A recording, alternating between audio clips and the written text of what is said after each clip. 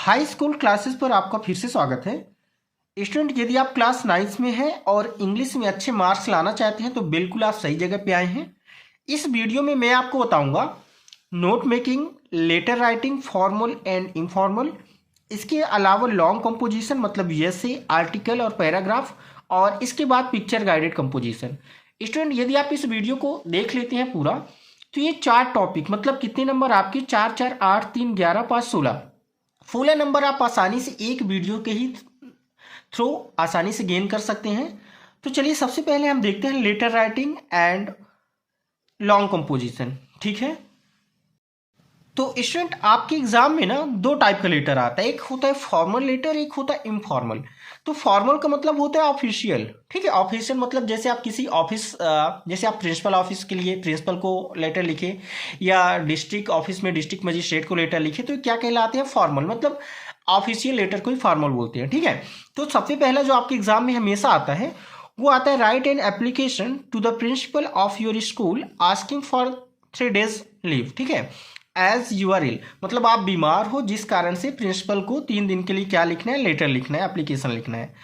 तो देखिए, यदि स्टूडेंट आप केवल तरीका समझ गए, ठीक है, तो आप 4 में से 3 नंबर आसानी से ला सकते हो, चाहे कोई भी एप्लीकेशन आ जाए। ठीक है, सबसे पहले आपको क्या लिखना है, सबसे पहले लिखना है टू। ठीक है, इसके बाद जिसको लेटर आप लिख रहे हो, प्रिंसिपल को लिख रहे हैं तो प्रिंसिपल, डिस्ट्रिक्ट मजिस्ट्रेट को लिख रहे हैं तो डिस्ट्रिक्ट मजिस्ट्रेट। ठीक है, तो सबसे पहले क्या लिखेंगे, टू द प्रिंसिपल। ठीक है, इसके बाद ऑफिस का नाम, जैसे आपके प्रिंसिपल के स्कूल का ऑफिस का नाम क्या है, तो स्कूल का नाम लिख देना है government boys higher secondary school Mandsaur MP. ठीक है, इसके बाद आपको क्या लिखना है, सब्जेक्ट। एक चीज याद रखिएगा स्टूडेंट, एप्लीकेशन हमेशा स्ट्रेट में लिखा जाता है। ठीक है, सबसे पहले टू, उसके बाद सब्जेक्ट, उसके बाद सर, और इसके बाद जो भी सब्जेक्ट होगा उसका डिटेल, और लास्ट में आपका योर ओबीडिएंटली और नेम जो भी है। ठीक है, तो सब्जेक्ट में क्या लिखना है, एप्लीकेशन फॉर लीव। यदि छुट्टी के लिए लिख रहे हो तो एप्लीकेशन फॉर लीव, यदि आप टीसी के लिए लिख रहे हो तो यहाँ पे लिख देना है एप्लीकेशन फॉर सीसी, यदि कैरेक्टर सर्टिफिकेट के लिए लिख रहे हो तो क्या लिख देना है, एप्लीकेशन फॉर सीसी। ठीक है, और लास्ट में आपको क्या लिख देना है, वो योर ओबीडिएंटली। ठीक है, अभी तो मैं केवल शॉर्ट में बता रहा हूँ, यदि आप ऐसा लिखते हैं आपसे बिल्कुल नहीं आता है तो आप 4 में 3 नंबर डेफिनेटली पाएंगे। ठीक है, क्योंकि 1 नंबर का ये पोर्शन रहता है, 1 नंबर का ये, और आपका ये डिटेल 1 नंबर का और 1 नंबर का ये रहता है। ठीक है, लास्ट वाला। तो क्या करना है, सबसे पहले एप्लीकेशन फॉर लीव, छुट्टी के लिए लिखना है तो एप्लीकेशन फॉर लीव। इसके बाद सर, तो respectfully I beg to state that I have been suffering from fever. ठीक है, since last night I am unable to attend the school, can they grant me leave for 3 days only. आपको ऐसे right कर देना। ठीक है, ये lines आपको याद करनी पड़ेगी बीच वाला, और ये तीनों लाइन आप, ठीक है, कोई भी एप्लीकेशन आ जाता है वैसे ही राइट कर सकते हैं। ठीक है, तो आपको देखिए, पहला आपको इसको अच्छे से प्रिपेयर कर लेना है। ठीक है, इसके बाद जो सेकंड आपको एग्जाम में पूछा जाता है मोस्ट इंपॉर्टेंट, वो होता है स्टूडेंट, देखिए क्या लिखे हैं, you are Vallabh Tiwari studying in government boys higher secondary school Jabalpur, write an application to your principal requesting him for fee concession. Fee concession का मतलब होता है कि आपके पास फीस नहीं है तो आप अपने प्रिंसिपल को लेटर लिख रहे हैं जिसमें फीस माफ किया जा सके। ठीक है, तो क्या करना है, सबसे पहले कि तो आपको स्कूल का नाम लिखना है, टू द प्रिंसिपल। ठीक है, यहाँ पे क्या लिखा है, देखिए यहाँ पे थोड़ा सा आपको क्या लिखना पड़ेगा, यहाँ पे टू द प्रिंसिपल। इसके बाद गवर्नमेंट बॉयज हायर सेकेंडरी, जो भी स्कूल का नाम दिया गया है वो राइट करना है। ठीक है, इसको लिखना कंपलसरी नहीं है, सबसे पहले टू से स्टार्ट करना है, इसके बाद द प्रिंसिपल और स्कूल का नाम। इसके बाद क्या लिखना है स्टूडेंट, सब्जेक्ट। सब्जेक्ट में आप यहाँ पे एप्लीकेशन फॉर फी कंसेशन भी लिख सकते हैं, यहाँ पे रिगार्डिंग लिखना जरूरी नहीं है। ठीक है, क्या लिख सकते हैं, एप्लीकेशन फॉर फी कंसेशन, मतलब फी कंसेशन के लिए एप्लीकेशन। इसके बाद सर क्या लिखना है, most humbly I beg to state that I am I student of class 9th A of your school, मतलब मैं आपके स्कूल में कक्षा 9वीं का छात्र हूँ। My father is a lower division clerk, मतलब मेरे पिताजी जो है लोअर डिवीजन क्लर्क हैं। ही इज अनेबल टू पे the tuition fee of the school, मतलब वे जो है स्कूल का ट्यूशन फीस पे करने के लिए अनेबल है। ठीक है, I have always been a good student and brilliant student, मैं हमेशा क्लास में अच्छा स्टूडेंट रहा हूँ। I stood first in my class last year, मतलब मैं अपनी कक्षा में पिछले वर्ष क्या आया था, फर्स्ट आया था। ठीक है, I had been granted full fee concession and a scholarship last year, इसका मतलब क्या हुआ कि मुझे पिछले साल भी पूरा फीस माफ़ की गई थी और स्कॉलरशिप मिला था। So I request you to kindly continue my fee concession scholarship. मतलब मुझे इस साल भी क्या है फुल फी कंसेशन किया जाए, स्कॉलरशिप दिया जाए। Thanking you yours obediently. तो ये आप यदि नहीं लिखेंगे स्टूडेंट, आपका केवल 1 नंबर जाएगा। लेकिन आप केवल इतना लिख देते हैं टू द प्रिंसिपल और सब्जेक्ट और लास्ट में योर ओबिडियंटली, तो 4 नंबर में 3 नंबर आपको आसानी से मिलने हैं। ठीक है, तो आपको पहले एप्लीकेशन फॉर लीव याद कर लेना है। इसके बाद फी कंसेशन के लिए जो आपका एप्लीकेशन, इसको याद कर लेना है। इसके बाद जो मोस्ट इंपॉर्टेंट आपके एग्जाम में पूछा जाता है वो है स्टूडेंट, देखिए इसके बाद जो आपके एग्जाम में आता है वो होता है कैरेक्टर सर्टिफिकेट और एक होता है ट्रांसफर सर्टिफिकेट। ठीक है, उसको भी आपको अच्छे से याद कर लेना है। ठीक है, तो देखिए ये तो आपके एग्जाम में कभी आया नहीं है, इसको आप स्किप भी कर देंगे तब भी चलेगा। ठीक है, इसके बाद जो आपके एग्जाम में आता है ना वो आता है कैरेक्टर सर्टिफिकेट और ट्रांसफर सर्टिफिकेट। ठीक है, उसको भी मैं आपको दिखा रहा हूँ। तो स्टूडेंट अगला जो आता है ना आपके एग्जाम में वो आता है स्कूल लिविंग सर्टिफिकेट, मतलब विद्यालय छोड़ने का प्रमाण पत्र, या फिर इसको बोलते हैं ट्रांसफर सर्टिफिकेट। ठीक है, तो करना क्या है, सबसे पहले टू द प्रिंसिपल, स्कूल का नाम जो भी है। इसके बाद सब्जेक्ट में क्या लिखना है, एप्लीकेशन फॉर जो भी सब्जेक्ट है। स्कूल लिविंग सर्टिफिकेट है तो स्कूल लिविंग सर्टिफिकेट आपको राइट कर देना है। ठीक है, और इसके बाद क्या लिख देना है, रिस्पेक्टेड सर जो भी सब्जेक्ट है इसको आपको अच्छे से राइट कर देना है। और लास्ट में क्या लिख देना है, योर ओबीडियंटली, अपना नाम। बस यदि आप इतना लिख देते हैं ना स्टूडेंट तो आपको 3 नंबर मिलने ही मिलने हैं। ठीक है, इसके बाद जो आपका एक और टॉपिक आता है वो आता है कैरेक्टर सर्टिफिकेट। ठीक है, तो कैरेक्टर सर्टिफिकेट का ये आपके सामने एप्लीकेशन, इसको भी आपको अच्छे से तैयार कर लेना है। ठीक है, जो भी आपके प्रिंसिपल का नाम है to the principal government higher secondary school, जो भी एड्रेस है। ठीक है, इसके बाद सब्जेक्ट में लिखना है issue of a character certificate. यदि आप यहाँ पे एप्लीकेशन फॉर कैरेक्टर सर्टिफिकेट लिख देते हैं तब भी सही है, तो ऐसे भी आप राइट कर सकते हैं। लास्ट में क्या लिख देना है, योर ओबीडियंटली अब्दुल हकीम। तो यदि आप 3 चीजें लिख देते हैं मेरे कहने का मतलब, तो आपको 3 नंबर मिलने ही मिलने हैं। ठीक है, अब हम चलते हैं इनफॉर्मल लेटर।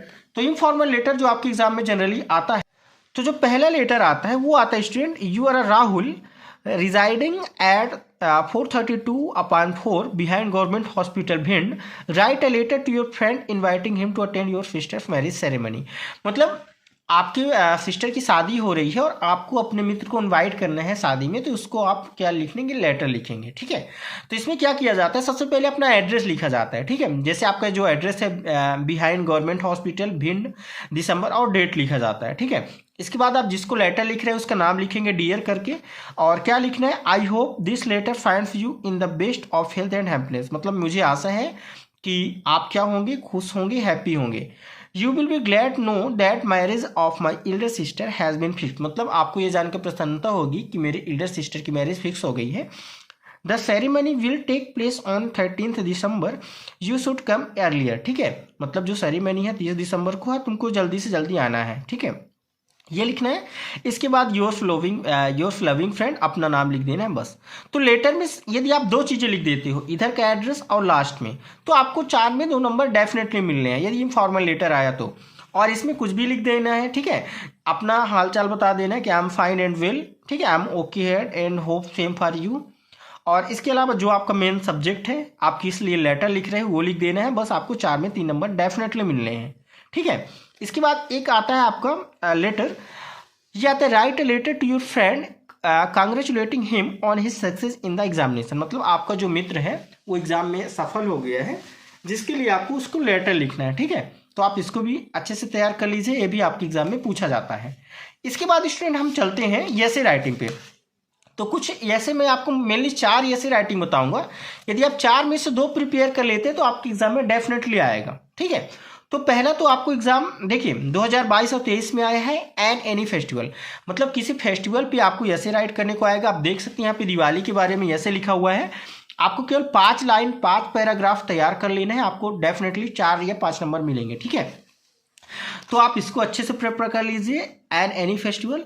इसके बाद जो आपको सेकेंड प्रिपेयर करना है ना स्टूडेंट, वो है माई हॉबी। ठीक है, माई हॉबी मतलब अपना शौक, जो भी आपका शौक है उसके बारे में आपको राइट करना होता है 5 से 6 पैराग्राफ में। ठीक है, तो इसको आप अच्छे से प्रिपेयर कर लीजिए। देख सकते हैं 2022 और 2023 एग्जाम में आ चुका है। इसके बाद जो आपका मेन और सबसे फेमस जो है वो है वंडर ऑफ साइंस, विज्ञान का चमत्कार। ठीक है, इसको भी आपको अच्छे से प्रिपेयर कर लेना है। ठीक है स्टूडेंट, यदि आप 3 ऐसे अच्छे से प्रिपेयर कर लेते हैं तो डेफिनेटली आपका 5 से 6 नंबर आपके एग्जाम में आ जाएगा। तो क्या क्या याद करना है, सबसे पहले वंडर ऑफ साइंस, और एनी फेस्टिवल और क्या याद करना है, माई हॉबी। 3 लेटर आपको डेफिनेटली याद करने ही करने हैं, ठीक है। आप ये मत सोचिएगा कि वंडर ऑफ साइंस आएगा ही आएगा, ठीक है, या माई हॉबी आएगा ही आएगा। मतलब 3 आप याद कर लेंगे तो डेफिनेटली 3 में से 2 तो आना ही आना है, ठीक है। और यदि आप इसके अलावा याद करना चाहें तो इंपॉर्टेंस ऑफ ट्रीज, इसको भी याद कर सकते हैं, ठीक है। चलते हैं नेक्स्ट टॉपिक। जो आपका नेक्स्ट टॉपिक है स्टूडेंट, वो क्या आता है, पिक्चर, ठीक है। पिक्चर राइटिंग, पिक्चर को देख के पैराग्राफ राइट करना। तो देखिए, सबसे पहले मैं आपको दिखाना चाहूंगा, कई सारे आपके एग्जाम में जो प्रीवियस ईयर में पूछे जा चुके हैं, जैसे ये पहला टॉपिक है आपके सामने। देखिए क्या लिखा हुआ है, एजुकेशन फॉर गर्ल्स, मतलब गर्ल्स के लिए एजुकेशन। यदि आपसे थोड़ा बहुत ट्रांसलेशन आता है तो ट्रांसलेट के अकॉर्डिंग आप 4 से 5 लाइन लिख देते हैं तो 3 नंबर का आता है, 2 नंबर तो आपको डेफिनेटली मिलेगा, ठीक है। इसके बाद पहला है कॉफ़ी हाउस, ठीक है। तो कॉफ़ी हाउस में क्या होता है कि बैन स्मोकिंग, स्मोकिंग को बैन करना चाहिए, ये आपको याद कर लेना है। 3 लाइन या 4 लाइन जो भी आपसे आता है लिख देना है। इसके अलावा देखिए आपके लास्ट ईयर में जो आया था the importance of trees, trees की क्या इंपॉर्टेंस है अपने डेली लाइफ में, ठीक है, ये आपको राइट करना था। तो स्टूडेंट आप यदि इनको अच्छे से याद कर लेते हैं तो आपको 3 नंबर से 2 नंबर तो डेफिनेटली, ठीक है, आप इनको अच्छे से याद कर लीजिएगा। यदि आपसे याद किया हुआ आता है तो 3 में 3 नंबर आ जाएगा। यदि आप अपने से करके राइट करते हैं तो 2 नंबर तो डेफिनेटली आप गेन कर सकते हो, ठीक है। इसके बाद स्टूडेंट जो हमारा लास्ट टॉपिक है वो है नोट्स मेकिंग।